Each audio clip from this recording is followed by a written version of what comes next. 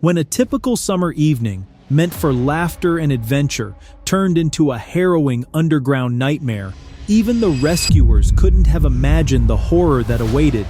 Here at the Faculty of Truth, prepare yourself for the chilling story of the infamous Bell Cavern Incident. Viewer discretion is advised. Thad Shear, a 17-year-old high school student from Colorado, had a passion for the great outdoors. His friends and family often talked about his love for hiking and climbing, a passion that seemed ingrained in him from childhood. Every summer, his father would take him mountain camping, teaching him to appreciate the raw beauty of nature. As Thad grew older, his sense of adventure deepened. He spent much of his free time exploring places most people wouldn't dare to go, often dragging his friends along for the thrill. Always curious, always seeking, he was the kind of person who couldn't resist the pull of the unknown. Recently, Thad had discovered a new passion: caving. It started when some close friends introduced him to the underground world. One day, they explored a small cave near his home. With no special equipment or prior experience, they navigated the cave with ease. The success of that first adventure gave them a boost of confidence. From that moment on, they talked about tackling bigger and more challenging caves, including the notorious ones just north of Durango. It was June 19, 1986, a warm summer evening. As the sun began to set, Thad and three of his friends decided to explore Bell Cavern, a long-abandoned mine outside Durango, Colorado. Locals called it Old Weaver Mine, a name whispered with a mix of fear and fascination. The mine was surrounded by chilling stories, with some claiming that those who entered never returned. The cavern had earned its reputation for good reason. Its rock maze was treacherous, with passages narrowing to just 2 feet in height. Most people steered clear of the place. But to Thad, these warnings felt like just another urban legend, something to laugh about around a campfire. The thrill of the challenge and his promise to his friends pushed him to ignore the dangers. As the group stood at the entrance, the air was heavy with anticipation. Thad's heart raced, not with fear, but with excitement. This was what he lived for, testing his limits, facing the unknown, and proving to himself and others that he could conquer whatever lay ahead. By 8:30 p.m., the group had ventured 200 feet into the cavern. As they pushed deeper, the air grew colder, the darkness more oppressive. They probably thought the most dangerous parts were already behind them, dismissing the cave's reputation as exaggerated folklore. After all, it hadn't seemed that challenging so far.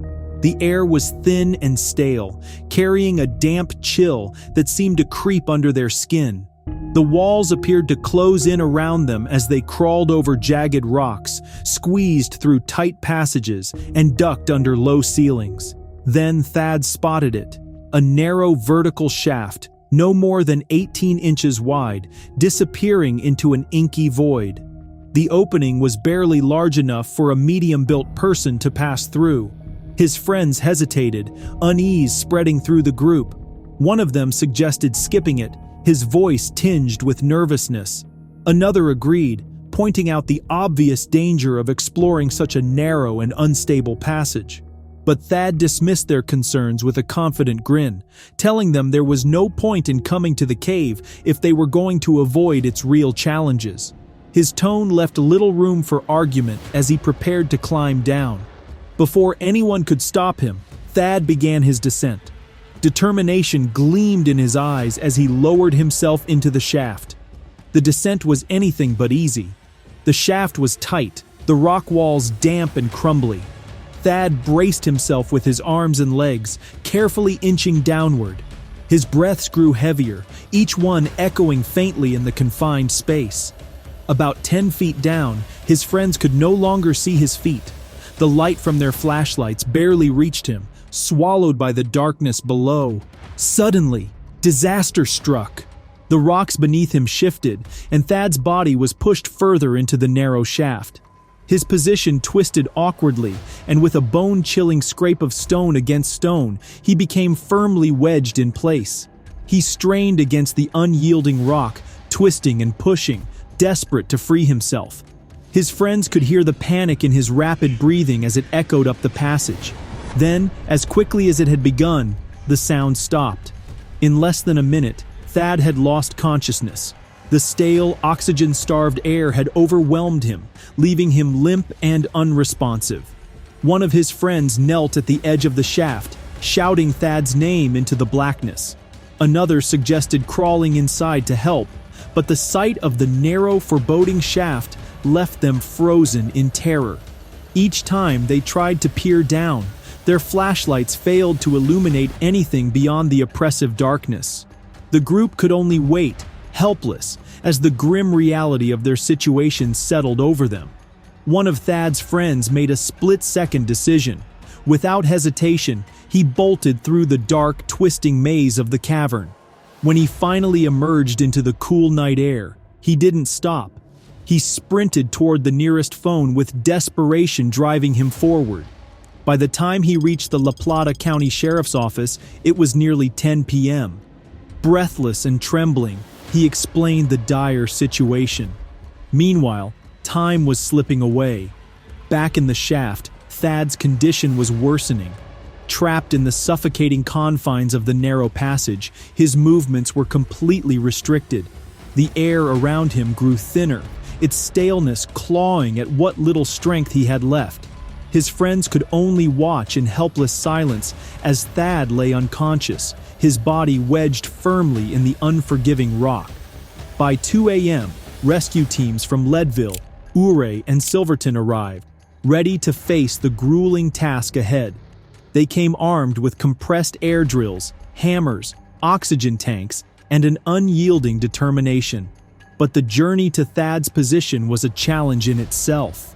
The cavern's narrow passages were treacherous, with some shrinking to mere inches in height. The rescuers had to crawl on their stomachs, dragging their heavy equipment through the jagged, icy corridors. At 3 a.m., Keith Dahl, a seasoned rescuer with years of experience, began working on a nearby opening.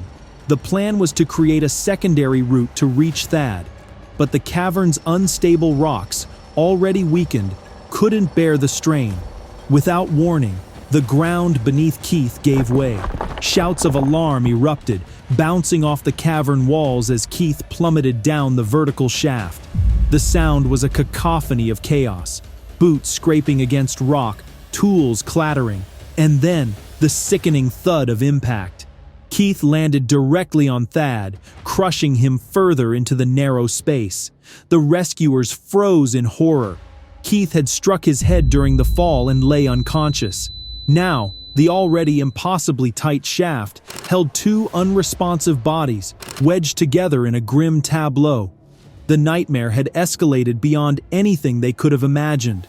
A rescuer now trapped alongside the victim, both lives hanging by a thread. Keith's fall had made an already dire situation even worse.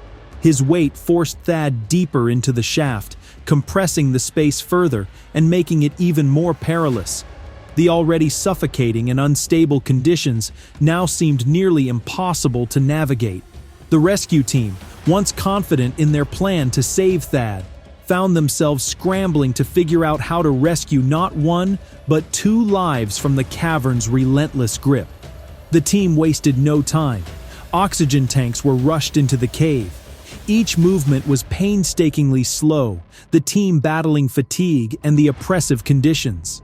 Tubes and masks were carefully lowered into the shaft as rescuers shouted instructions, their voices echoing off the cavern walls. Miraculously, the oxygen began to work. Keith stirred first, letting out a groan of pain as his head lolled weakly to one side. Moments later, Thad's eyes flickered open. His face was pale and clammy, his breathing labored, but he was alive. A wave of relief swept over the rescuers. However, the men's conditions were critical and worsening with each passing minute. Thad was barely coherent, his wide, darting eyes betraying his panic. Keith, though conscious, groaned weakly, unable to move his neck. Meanwhile, the rescue team pressed on. They hammered and drilled tirelessly, widening the shaft while carefully avoiding further collapses. Dust and debris clouded the air, and the constant vibrations from their tools sent unsettling tremors through the fragile rock. By the time the sun rose, the rescuers had widened the shaft enough to attempt an extraction. Nearly 12 grueling hours had passed since Thad first became trapped. Keith was pulled out first. His body was limp, his face twisted in pain. Medics rushed to his side, confirming a fractured neck and fluid buildup in his lungs. He was alive, but barely. Thad came next, trembling uncontrollably, his body weakened by hypothermia and the crushing pressure of the ordeal.